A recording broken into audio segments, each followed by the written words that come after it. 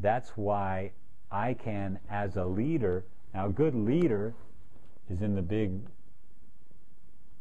realm, right?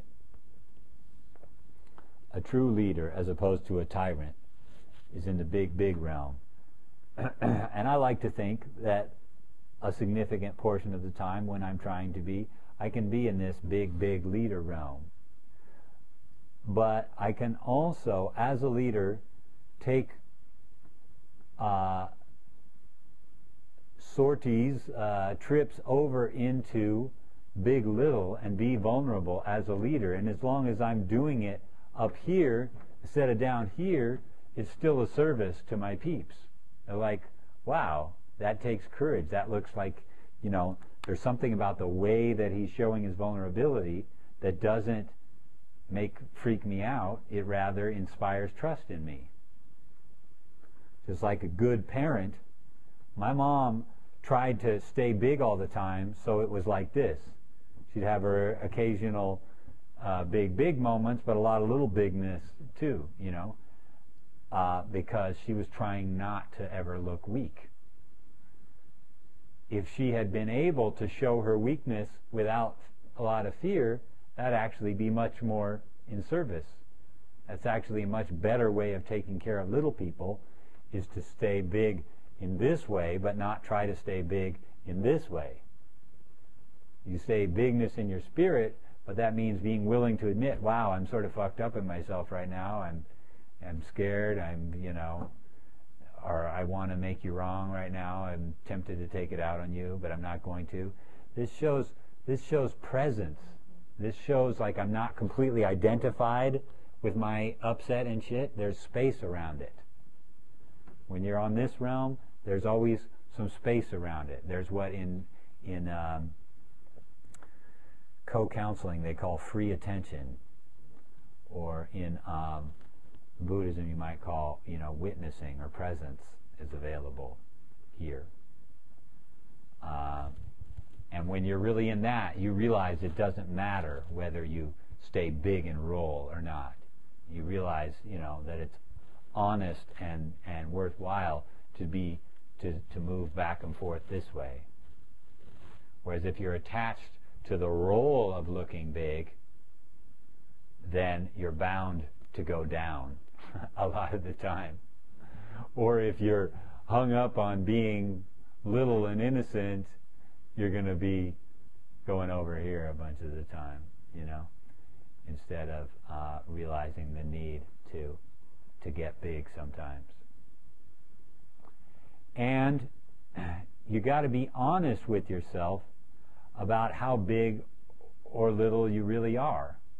Like I say, for me, if I'm trying to be a leader or I want to empathize with somebody else, I got to be honest with myself about how big or little my feelings really are. If I'm trying to empathize with you and I'm just getting more and more irritated or nervous in the face of your shit, then if I try to hold on to being a leader, I'll go down here.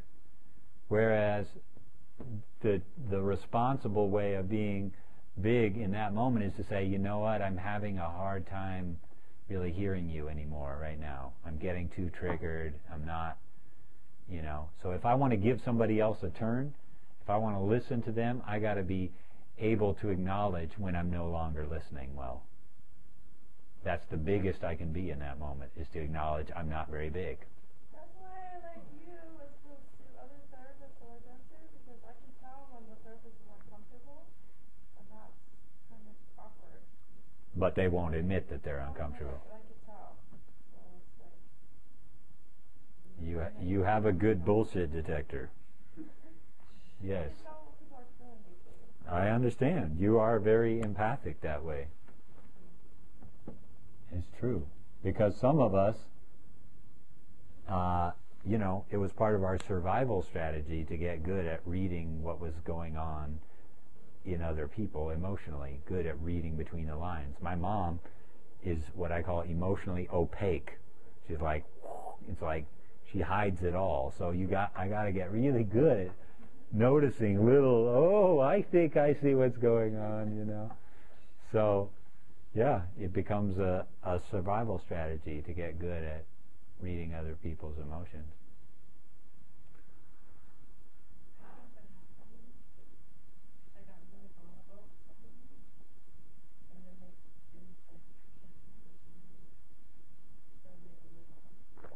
Well, part of what happens too, though, my dear, is that as you get really vulnerable with other people, I think it probably goes like this. Woo! It starts going down into, I'm being vulnerable with you and I need you to rescue me. And that's part of the challenge of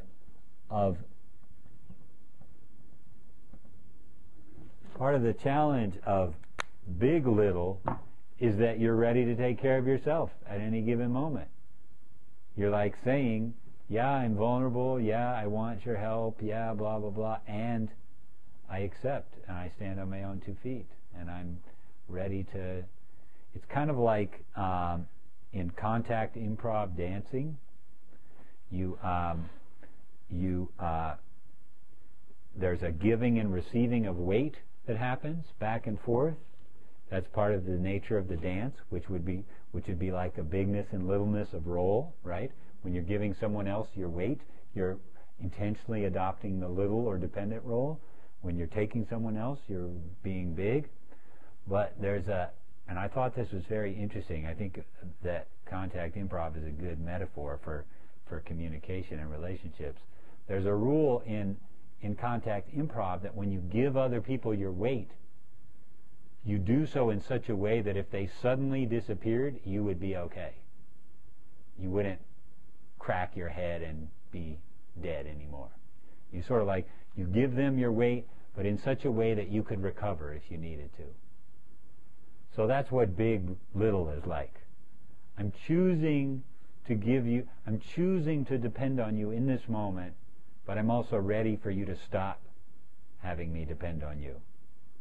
And if necessary, I will take it back.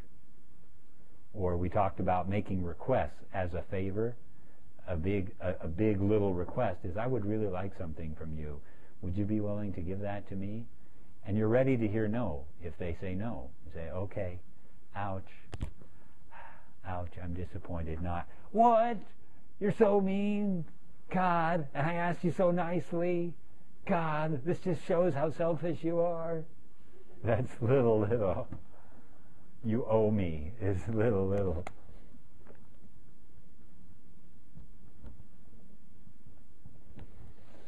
Does that make sense? Any questions about that? Isn't that kind of a cool distinction? I like it. I have a question. Yes, dear. I feel like when I make a request and I hear no, I just go, never mind, I don't need anything. I just go back in. I'm cool. I don't need anything from anybody. That's little big. I'm an island unto myself. Right. I'm a survivor. I can take care of it. Well, when you're doing that, you're in fear. You're not in courage. You're not in expansiveness. I know that. It's hard to stay vulnerable because I'm so disappointed when someone says no. And that's where... I'm scared that I can't do it alone. So. And that's where, if you could, big little would be preferable to little big. Ow! Ah, that really hurts. I'm having a hard time being with your no. Ow! Ow! And to be willing to try to be big little means also not being too attached to if you get a little bit little. You know, there's not perfect. So maybe you throw a tantrum, but there's a little bit of you that's conscious while you're throwing your tantrum. Say, I'm going to throw a tantrum now. I'm going to blame you now. Ah! Right? That's like, I think you've demonstrated that when you've said stuff like, I'm pissed at you and I'm embarrassed that I'm pissed at you. Or, I'm pissed at you and I don't want to be pissed at you right now. And I'm pissed at you. That's over.